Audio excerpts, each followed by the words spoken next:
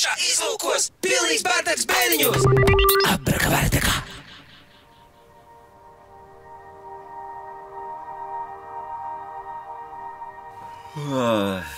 Tā, nu gan pietiks. Man ļoti nāk miegs strauji. Nē, nu vēl maz drusciņi, lūdzu. Jā, vēl drusciņi. Jā, lūdzu. Nu labi, bet tikai pavisam nedaudz.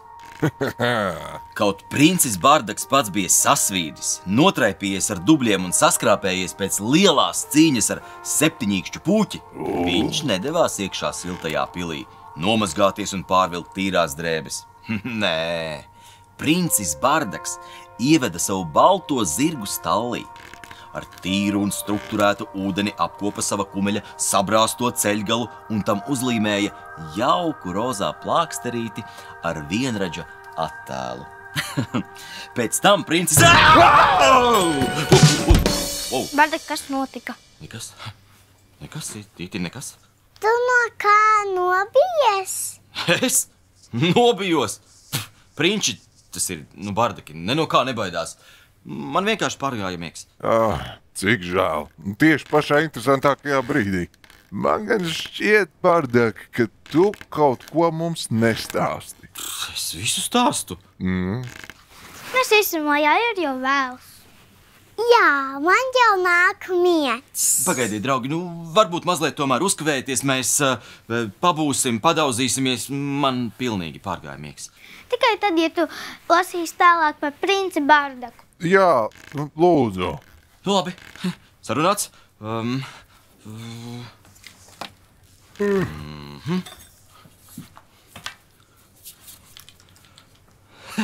Jā?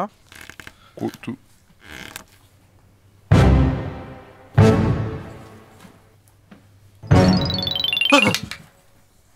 Bardak, tu uzvedies jokaini.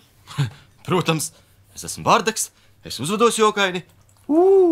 Pēdējo reizi viņš šitā uzvedās, kad ieraudzīja manu draugu Hugo. Kas ir Hugo zābak? Hugo, kad es vēl nedzīvoju bēniņos, saimnieks mani ilgu laiku nebija vilcis, un uz manis savu tīklu uzauda zirneklis. Mēs sadraudzējāmies, un es tam zirneklim iedevu vārdu. Hugo. Bardak, tev ir bail no zirnekļiem? Tīti nemaz. Man vienkārši patīk, ja Hugo un visādi citādi mazi zirneklīši nedzīvo manā gultā, bet kaut kur ārā. Tev gultā bija zirneklis? Laikam. Es zinu, kur mēs rīt aiziesim. Sacīts darīts. Nākamajā rītā prom uz muzeju, spārnaiņus, kukaiņus un, protams, zirnekļus palūkoties. Čau, uģi, nedod 5. Čau. Irbe, nedod 5, uģi. Bardakam līda zirneklis gultā. Vai no zirnekļiem ir jābaidās? Vai tas zirneklis bija liels? Tāds maziņš, bet ļoti ātrs. Jā, vispār Latvijā zirnekļi ir diezgan daudz sastopami, un pa lielam jau no viņiem nevajadzētu baidīties, jo cilvēkam viņi pāri nodarīt nevar. Tādi lielākie zirnekļi iekost var mazliet sāpēt, bet tā kā baigi baidīties, nevajadzētu. Citreiz gadās, ka varbūt mums ir istabā čības stāv, čībā ielīd zirneklis, mēs liekam kāju čībā, un tad zirneklis arī viņam tāds kāp virsū. Jāizstāvās, viņš kož. Bet tā zirnekļi paši mums nekož. Pat tie, kas dzīvo tajās siltajās zemēs, kuri varbūt ir tie bīstamie. Kas vispārībā ir zirneklis? Viņus sauc par posmkājiem. Viņš ir radinieks savā ziņā kukaiņiem, bet zirnekļi nav kukaiņi. Tad, kā mēs varam zirnekļus atšķirt no kukaiņiem, mums ir jāskaita viņu kājas. Varbūt jūs jau zināt, cik zirnekļiem kājas? 1, 2, 3, 4, 8, ne, 10. Tās priekšā ir tās nav kājas, tad viņam tā kā pie mutes ir tāda taustika, ka viņš taustās un meklē 7. ēdamu. 6 vai 8. Jā, ir 8 kājas zirnekļiem. 1, 2, 3, 4 vienā pusē, 1, 2, 3, 4 otrā pusē. Kukaiņiem ir 6 kājas, un kukaiņus mēs varam atpazīt pēc tā, ka tie, kas visi lido, ja ir spārni un 6 kājas, tas ir kukainis. Zirnekļiem ķermenis sastāv no 2 daļām, ir vēders un tā kā galvas daļa, bet kukaiņiem sastāv no 3 daļām. Ir vēders, krūšu daļa un galvas daļa. Zirnekļi veidīgie ir arī, piemēram, ērces. Un ērces, ja mēs tā skatāmies vispār par to, vai zirnekļi un viņu radinieki ir bīstami, tad ērces ir tie bīstamākie, kas Latvijā sastopami, jo viņas pārnēsā dažādas slimības. Ja ērces mums iekož, un mēs varam saslimt, piemēram, ērču encefalītu, tad var gadīties, ka jābrauc uz slimnīcu. Tā kā no ērcēm var būt jāuzmanās, ja mēs ejam mežā, vienkārši jāpārbauda, vai mums nav kāda uzrāpusies uz kājas vai citu. Latvijā ir daudz zirnekļu. Latvijā ļoti daudz zirnekļu. Latvijā zirnekļi dzīvo visur. Mājās, mežos, pļavās, pie ūdeņiem dzīvo zirnekļi. Un visur, kur mēs ejam, zirnekļus mēs varam satikt. Ir vairāk kā 300 dažādas sugas. Tātad, ja mēs skatāmies dažādi šie veidi, kā viņi izstāsta lieli, mazi, Latvijā lielākie ir apmēram tik lieli. Ar visām kājām kopā tādi ļoti lieli. Kādas zirnekļi parasti dzīvo mājās? Mājās, starp citu, dzīvo viena no lielākajiem zirnekļiem. Ir dižais mājas zirneklis ar tādām lielām garām kājām.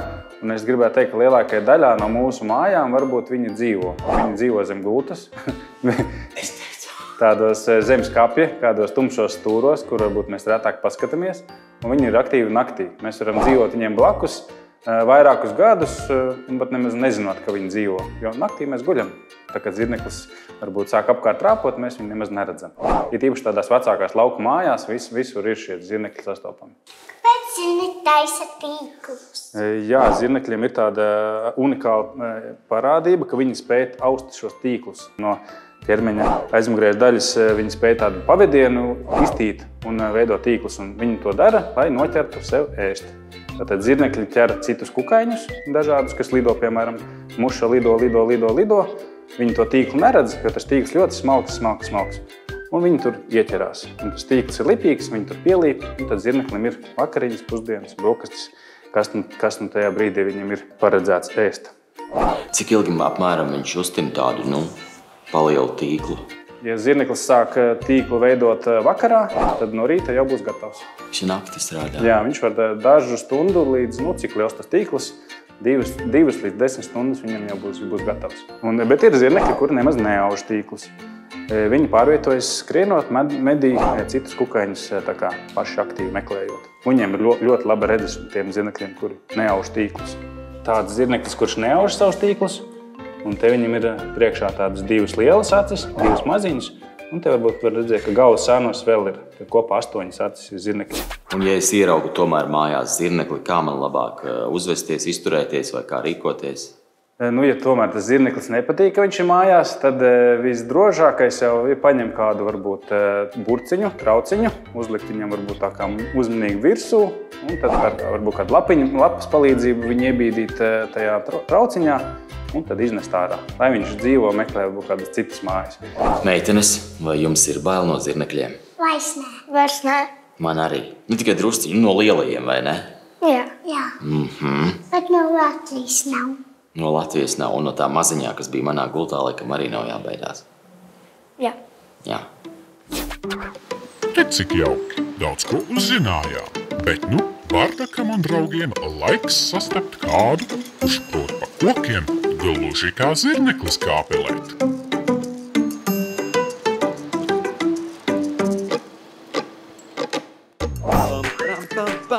Bardak, skaties, zirnekļu cilvēks! Tiešām. Skrienam? Jā. Skrienam. Labdien!